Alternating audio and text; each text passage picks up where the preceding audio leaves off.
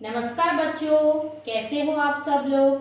मैं तृष्णा पर्वतिया स्वनिर्भर प्राथमिक शाला से कक्षा 8 विषय हिंदी की इस वीडियो में आपका स्वागत करती हूँ। बच्चों, हमने हमारी पिछली वीडियो में द्वितीय सत्र में के जो पाठ है उनमें से पाठ 1 पत्र एवं डायरी की शुरुआत की थी, जिसमें हमने पत्र लेखन के बारे में जानकारियाँ प्राप्त करी थी और पाठ्य पुस्तक में जो 7 पत्र अलग अलग दिए थे, जैसे कि निमंत्रण पत्र, बधाई पत्र, आश्वासन पत्र, अनुमति पत्र, प्रार्थना पत्र, कार्यालयी पत्र और व्यावसायिक पत्र, इन सभी को देखा था और समझा भी था। मैंने इसका लेखन कार्य भी रखा था। आशा रखती हूँ कि आपने यह सभी पत्रों का लेखन कार्य अच्छे से कर लिया होगा। आज हम हमारे इस इकाई को अब आगे बढ़ाते हैं। तो चलो बच्चों, अब हमारे अभ्यास की ओर आगे बढ़ते। बच्चों, हमारे इस वीडियो में आज हम डायरी लेखन के बारे में समझेंगे। डायरी शब्द अंग्रेजी भाषा का है। बच्चों, आपने बहुत सारी डायरियां देखी होगी घर पे अपने पापा के पास, या कई बच्चे डायरी का उपयोग भी करते हैं लिखने के लिए, बराबर। तो डायरी शब्द अंग्रेजी भाषा का है। डायरी के लिए हिंदी में दैनंदिनी, बराबर, शब्दों का ध्यान रखना बच्चों, दैनंदिनी, दैनिक आदि शब्दों का प्रयोग किया जाता है, बराबर। डायरी में निजी जीवन में प्रतिदिन घटित घटनाओं का लेखा जोखा रखा जाता है। यानी निजी जीवन में, यानी हमारे जीवन में जो प्रतिदिन घटनाएं घटती है, बराबर, वह खास तौर पे लिखा जाता है। डायरी के पढ़ने से किसी व्यक्ति के जीवन में घटित घटनाओं, कार्यों तथा या तथ्यों की जानकारी प्राप्त होती है। अगर किसी व्यक्ति ने डायरी लिखी है तो हम उस डायरी के द्वारा उस व्यक्ति के जीवन में क्या घटित घटनाएं हुई, बराबर, कार्यों के बारे में, फिर जो तथ्य उसके जीवन में, उसके बारे में हम जानकारी प्राप्त कर सकते हैं। डायरी में व्यक्ति घटित घटनाओं के साथ साथ अपने मन में उठी प्रतिक्रियाओं की अभिव्यक्ति भी अंकित करता है। डायरी में व्यक्ति जो घटनाएं घटती है उसके साथ जीवन में, वह तो लिखता ही है, मगर उसके साथ साथ अपने मन में जो प्रतिक्रियाएं की अभिव्यक्ति, बराबर, मन में उठी प्रतिक्रियाओं की अभिव्यक्ति भी अंकित करता है, जो किसी से वो कह नहीं सकता है, लेकिन मन में जो प्रतिक्रियाएं उठती है वह अपनी डायरी में अंकित करता है, लिखता है।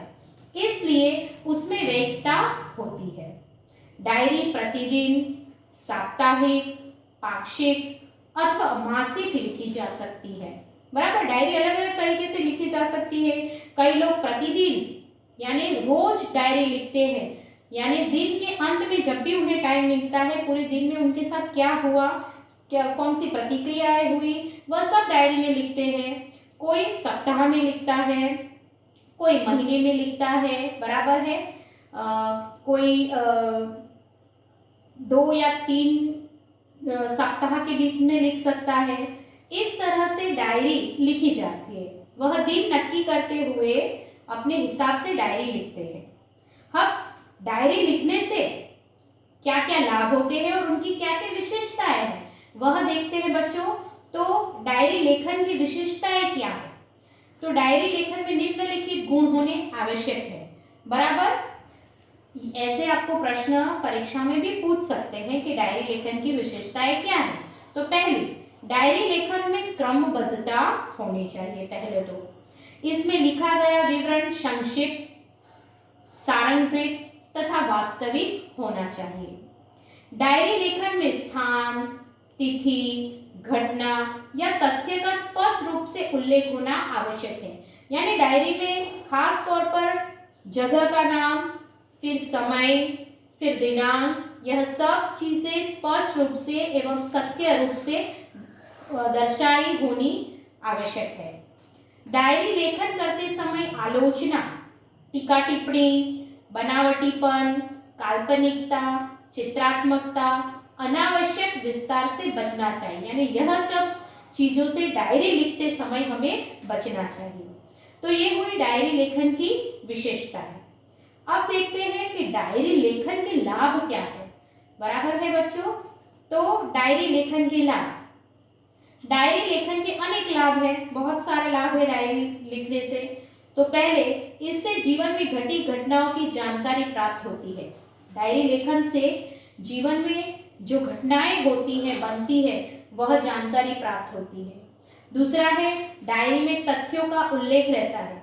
इसी कारण व्यक्ति दिन भर जो अच्छे बुरे काम करता है उसका उल्लेख भी रहता है। इससे शनैः बुराइयों से बचा जा सकता है।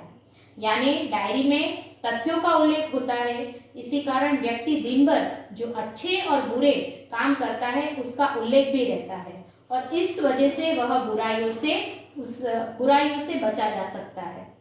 तीसरा है, डायरी ही ऐसा दस्तावेज है जिसे पढ़कर किसी व्यक्ति के जीवन के पिछले अनुभवों तथा घटनाओं की जानकारी, और वह भी संबंधित व्यक्ति के शब्दों में प्राप्त की जाती है।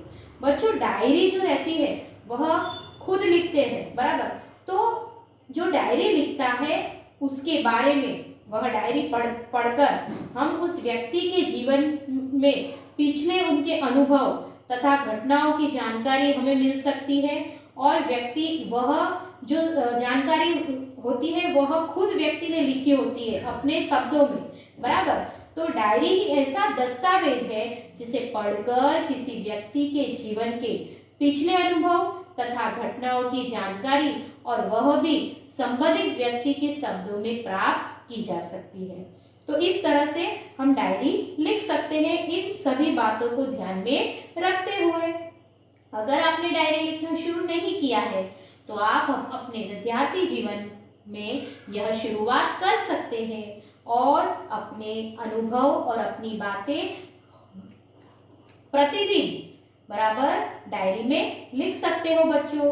अब यहाँ हमें कुछ डायरी लेखन के उदाहरण दिए हैं, बराबर, कि डायरी किस तरह से लिखी जाती है। तो वह दिया है, वह हम समझ लेते हैं, ताकि आप में से जो भी बच्चा डायरी लिखना शुरू करना चाहता है तो वह इस प्रकार से डायरी लिख सकता है। जैसे यहाँ दिया है कि अपने नए विद्यालय के पहले दिन की घटनाओं को अपनी डायरी में लिखिए। अपने नए विद्यालय में आप पहली बार गए हो तो पहले दिन की घटनाओं को अपनी डायरी में लिखिए। तो सबसे पहले हमें तारीख और स्थल वह लिखना है। और हम कैसे लिखेंगे? तो आज नए विद्यालय में मेरा पहला दिन था, मन में विभिन्न प्रकार के विचारों की उथल-पुथल चल रही थी तथा अनेक अनजानी आशंकाएं अनायास ही मुझे डरा रही थी। 9 बजे पिताजी के साथ मैं अपने नए विद्यालय आदर्श मंदिर में पहुंचा। प्रधानाचार्य कक्ष में जाने पर उन्होंने मुझसे कुछ प्रश्न किए, जिनके उत्तर मैंने दे दिए। मेरे उत्तरों से वे संतुष्ट नजर आए। उन्होंने मुझे प्रवेश के लिए निर्धारित फॉर्म दे दिया। मन को राहत मिली। थोड़ी ही देर में शुल्क यानी फी आदि जमा करवाने के बाद मैं अपनी नई कक्षा में पहुंच गया। अपने नए दोस्तों, अध्यापक और आचार्य से मिलकर ऐसा नहीं लगा कि मैं नए विद्यालय में आ गया हूँ। बराबर है बच्चों? तो इस तरह से हम डायरी में कोई एक दिन का पूरा विवरण इस प्रकार लिख सकते हैं। दूसरा उदाहरण देखते हैं। तो दूसरा उदाहरण है कि परीक्षा वार्षिक परीक्षा के एक दिन पूर्व का अनुभव। हम सब जानते हैं बच्चों कि वार्षिक परीक्षा जब आती है ना, उसके एक दिन पहले का हमारा जो अनुभव रहता है वो किस तरह का रहता है। सही बात है ना, बेचैनी हो जाती है, नींद नहीं आती है हमें, बराबर। तो ऐसे ही वार्षिक परीक्षा के एक दिन पूर्व के अनुभव को अपनी डायरी में लिखिए। तो कैसे लिखोगे बच्चों? तो यहाँ सबसे पहले हमें दिनांक लिखना है और जगह का नाम लिखना है। और शुरुआत करते हैं हम। कल वार्षिक परीक्षा का पहला दिन है। रात्रि के 1 बज गए हैं, परंतु नींद नहीं आ रही। कल विज्ञान और टेक्नोलॉजी विषय की परीक्षा है। यद्यपि सब कुछ दोहरा लिया है, तथापि मन में अजीब सा भय है। अचानक पिताजी मेरे कमरे में आए। मुझे जगा हुआ देखकर ढाढ़स बंधाया और बिस्तर पर लेटने को कहा। बत्ती बंद कर दी। बिस्तर पर पड़े पड़े भी नींद नहीं आ रही। पिताजी के चले जाने पर टेबल लैंप जलाया और पुस्तक के पन्ने पुनः पलटने लगा। थोड़ी देर में थक कर बिस्तर पर पुनः लेट गया और न जाने कब नींद आ गई। तो इस तरह से अपनी वार्षिक परीक्षा के एक दिन पूर्व का जो अनुभव है वह आप इस प्रकार से डायरी में लिख सकते हो। बराबर है बच्चों। तो डायरी लेखन के बारे में हमने जानकारी प्राप्त की। डायरी को हिंदी में दैनंदिनी, दैनिक शब्द उसके लिए उपयोग किए जाते हैं। डायरी लेखन की विशेषताएं देखी, डायरी लेखन के लाभ देखे और डायरी लेखन के उदाहरणों को भी हमने देखा। अब हम अभ्यास के प्रश्नों को समझ लेते हैं बच्चों। तो अभ्यास में हमारा प्रश्न 1 है, निर्देशित विषय के बारे में पत्र लिखिए। बच्चों यहाँ विषय दिए गए हैं, उनके बारे में हमें पत्र लिखने हैं। अब आपको पत्र लिखने तो अच्छे से आ ही गए होंगे। हमारा पहला प्रश्न है, आपने की हुई अपनी यात्रा प्रवास का वर्णन करते हुए अपने मित्र को पत्र लिखिए। बच्चों पत्र किस तरह से लिखना है, कौन सी बातों का ध्यान रखना है, वह तो आपने अच्छी तरह से समझ ही लिया होगा। बराबर, आपने की हुई यात्रा या कोई प्रवास, बराबर, उसका वर्णन करते हुए किसे पत्र लिखना है, अपने मित्र को पत्र लिखना है। तो सबसे पहले हम क्या करेंगे, हाँ आपको सबको अच्छे से मालूम है कि सबसे पहले हम क्या करेंगे कि हमारे पत्र के सबसे ऊपर बाईं ओर अपना पूरा पता और दिनांक लिखेंगे। बराबर, और जिसे पत्र लिखना हो उसके लिए बाईं ओर शिष्ट भाषा में संबोधन करेंगे। बराबर, मित्र को लिखना है तो प्रिय मित्र लिखेंगे, उसका नाम लिखेंगे और फिर पूरा प्रवास का वर्णन करेंगे। दूसरा पत्र है, बीमारी के अवकाश के लिए कक्षा शिक्षक को पत्र लिखिए। तो बच्चों हमने इस तरह का पत्र 5 प्रार्थना पत्र, बराबर, उसमें देखा था कि छुट्टी के लिए प्रधानाध्यापक को पत्र लिखो।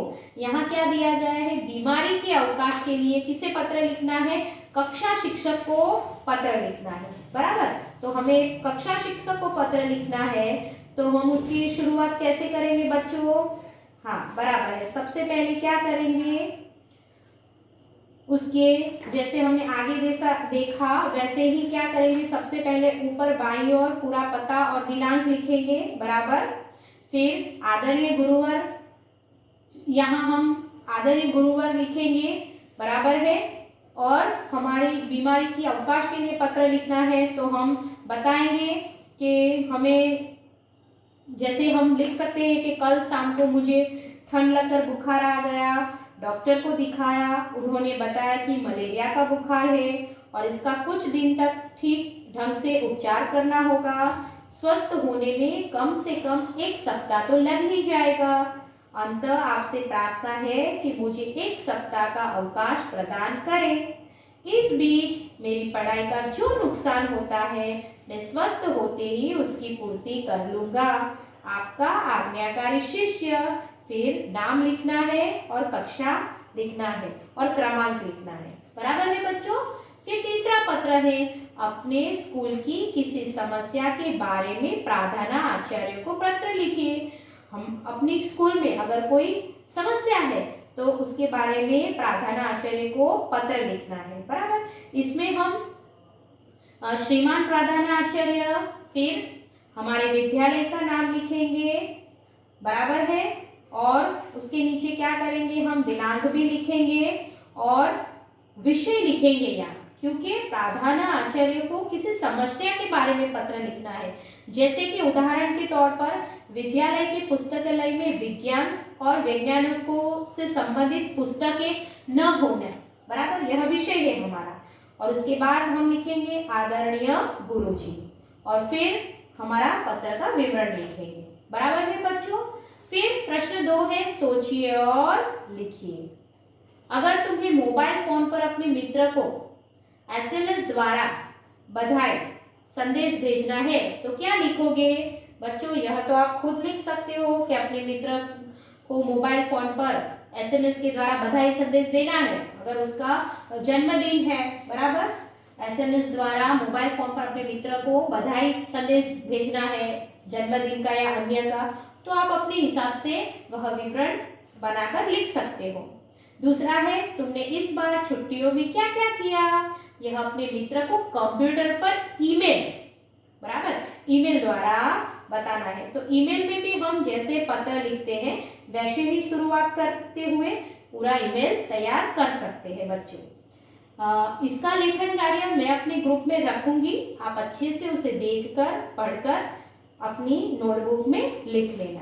प्रश्न 3 है, दिए गए प्रशंसनीय शब्दों के आधार पर वाक्य बनाइए। अब यहाँ जो शब्द दिए हैं उसके आधार पर हमें वाक्य बनाने हैं। जैसे अधीक्षक बराबर, तो शर्मा जी कई वर्षों तक रेडियो के समाचार विभाग में अधीक्षक रहे। प्रभारी, उसने सूचना विभाग के प्रभारी का पद संभाला। आयकर, सुशील आयकर विभाग का अधिकारी बन चुका था। प्रशासन, हमें राज्य का प्रशासन भ्रष्टाचार मुक्त करने के लिए आंदोलन करना चाहिए। तो बच्चों इस तरह से आप वाक्य बनाकर लिख सकते हो। प्रश्न 4 है हमारा, डायरी के रूप में लिखिए। बराबर, यहाँ 3 विषय दिए गए हैं। जैसे पहला विषय है किसी एक पूरे दिन के अपने अनुभव का विवरण करना। तो हमने जो अभी उदाहरण देखा डायरी लेखन किस तरह से करते हैं, उसके आधार पर आप अपने पूरे दिन का विवरण लिख सकते हो। बराबर, फिर दूसरा है वार्षिकोत्सव में सर्वश्रेष्ठ वक्ता का पुरस्कार मिलने का आपका अनुभव लिखिए। जैसे वार्षिकोत्सव है और उसमें आपको सर्वश्रेष्ठ वक्ता का बराबर पुरस्कार मिला, तो आप किस तरह से लिख सकते हो। तो आप लिख सकते हो, सबसे पहले ऊपर मैंने बताया था कि तारीख लिखनी है बराबर, और जगह का नाम लिखना है। और लिखना है, हम इस तरह से लिख सकते हैं कि आज मैं बहुत खुश था क्योंकि स्कूल में वार्षिकोत्सव मनाया गया था, उसमें मुझे सर्वश्रेष्ठ वक्ता का पुरस्कार दिया गया। वार्षिकोत्सव के उपलक्ष्य में वाद विवाद प्रतियोगिता का आयोजन किया गया था। इस स्पर्धा में मुझे प्रथम क्रमांक मिला था। पहली बार सर्वश्रेष्ठ वक्ता का पुरस्कार मिलने से मैं बेहद ही आनंद की अनुभूति कर रहा था। बराबर, मेरे जीवन का सर्वश्रेष्ठ पल इनाम लेते वक्त था। मैंने सोचा भी न था कि मुझे यह पुरस्कार मिलेगा। ऐसा लगता है कि मैं यह वार्षिकोत्सव कभी भूल नहीं पाऊंगा। तो इस तरह से आप इस प्रश्न का उत्तर लिख सकते हो बच्चों। तीसरा है अपने जीवन का कोई सुखद अनुभव। अब यह अनुभव तो आप अपने हिसाब से लिख सकते हैं कि आपके जीवन में सबसे सुखद अनुभव जो जब आप बहुत खुश हुए होंगे, वह अनुभव आपको डायरी लेखन के रूप में लिखना है। स्वाध्याय में हमारा प्रश्न 1 है कि नीचे दिए गए डायरी के अंश का अपनी मातृभाषा में अनुवाद कीजिए। बराबर, तो आज दिनांक 10 अगस्त 2011 रात को नींद नहीं आ रही थी। तो आज तारीख 10 अगस्त 2011 रात्रे ऊँघ नहोती આવતી। खुशी का ठिकाना न था, आनंदनो पार नहोतो। कब सुबह हो जाए इसका इंतजार था, क्यारे सवार पड़े एनी इंतजारी हती। स्कूल से शहर जाने के आनंद में बराबर कल्पना करते करते मुझे नींद आ गई। स्कूल थी प्रवास जवाना आनंद में कल्पना करता करता मने ऊँघ આવી गई। बड़े सवेरे 4 बजे अलार्म बजा और मम्मी की आवाज आई। वहेली सवारे 4 वागे अलार्म वाग्यो ने मम्मी नो अवाज आव्यो, राकेश उठो 4 बज गए। राकेश उठ 4 वागी गया। मैं आनंद तथा उत्साह से उठा। हूँ खूब आनंद और उत्साह थी उठ्यो। बराबर, मन में डर भी था कि मास्टर जी डांटे नहीं। मन में डर पण हतो कि साहेब मने बोले नहीं। स्नानादि संपन्न करके स्कूल पहुंचा। स्नानादि संपन्न करके स्कूल पहुंचा। नाई धोईने हूँ स्कूले पहुंच्यो। मास्टर जी ने सबको बस में बिठाया और हम सैर के लिए निकल पड़े। साहेबे बधाने बस में बेसाड्या અને અમે प्रवास માટે निकली पड़ा। बराबर है बच्चों, तो इस तरह से इसका अनुवाद होता है। बच्चों आगे हम देखते हैं हमारे प्रश्नों के उत्तर में क्या दिया गया है। तो आगे हमने यह देख चुके हैं, आगे भी हम के पत्र के लिए ध्यान देने योग्य महत्वपूर्ण बातें यह हम आगे सीख चुके हैं बच्चों। आगे बढ़ते हैं। संदेशा व्यवहार के चित्र देखिए और समझिए। बच्चों यहाँ चित्र दिए गए हैं। बराबर, संदेशा व्यवहार के चित्र दिए गए हैं और क्या बोला है कि समझिए। तो हम सब जानते हैं कि संदेशा व्यवहार की जो परंपरा है बहुत पुरानी है। पुराने जमाने में प्रशिक्षित कबूतरों के द्वारा पत्राचार होता था। पहले जब कोई सुविधा नहीं थी तो पुराने जमाने में प्रशिक्षित यानी जो सिखाए गए कबूतरों के द्वारा पत्राचार होता था। फिर यह काम धीरे धीरे संदेशा वाहकों द्वारा होने लगा। राजा महाराजों के जमाने में पैदल या घुड़सवार संदेशा वाहक संदेश पहुंचाने का काम करते थे, जो यहाँ हम चित्र में देख ही रहे हैं बच्चों। फिर हम देखते हैं तीसरा चित्र। फिर धीरे धीरे आधुनिक युग में डाकघर पत्राचार का दायित्व संभालते दिखे हमें। पहले केवल पोस्ट कार्ड, बराबर, ये यहाँ जो हमें दिख रहा है वह क्या है, पोस्ट कार्ड का उपयोग किया जाता था। फिर निजी पत्रों की गोपनीयता के लिए, बराबर, ये पोस्ट कार्ड ऐसा होता है कि यह कोई भी देख सकता है और ऊपर से पढ़ सकता है, इसलिए फिर हमारे निजी पत्रों के लिए क्या किया गया, लिफाफे का उपयोग होने लगा कि लिफाफे में डालकर भी पत्र भेजे जा सकते हैं। फिर अंतर्देशीय का उपयोग शुरू हुआ। उसके बाद हम सब जानते हैं कि आजकल किसका उपयोग ज़्यादा है, तो आजकल टेलीफोन मोबाइल से संदेशा व्यवहार का श्रेष्ठ साधन है। अब तो मोबाइल और इंटरनेट की सुविधा भी हो गई है। इनसे संदेशा व्यवहार के क्षेत्र में अद्भुत क्रांति आ गई है। बराबर है बच्चों। तो यह आप विविध डाक टिकटों का संकलन कीजिए, यानी आपके पास या आपके द्वारा आपकी यह प्रोजेक्ट वर्क कर सकते हो अपनी नोटबुक में। अलग अलग डाक टिकटों का संग्रह करके एक अच्छा सा प्रोजेक्ट वर्क आप बना सकते हो बच्चों। ठीक है, तो यहाँ हमारा इकाई 1 संपूर्ण रूप से पूर्ण होता है। आपको सभी पत्रों को अच्छे से तैयार करना है और डायरी लेखन में भी डायरी लेखन के लाभ, डायरी लेखन की विशेषता, बराबर, और जो हमारे स्वाध्याय के प्रश्न के उत्तर हैं वह मैं अपने ग्रुप में रखूंगी। आपको अच्छे से पढ़कर उसे अपनी नोट में लिखना है और तैयार करना है। अब हम हमारी अगली वीडियो में मिलेंगे बच्चों। आना बच्चों।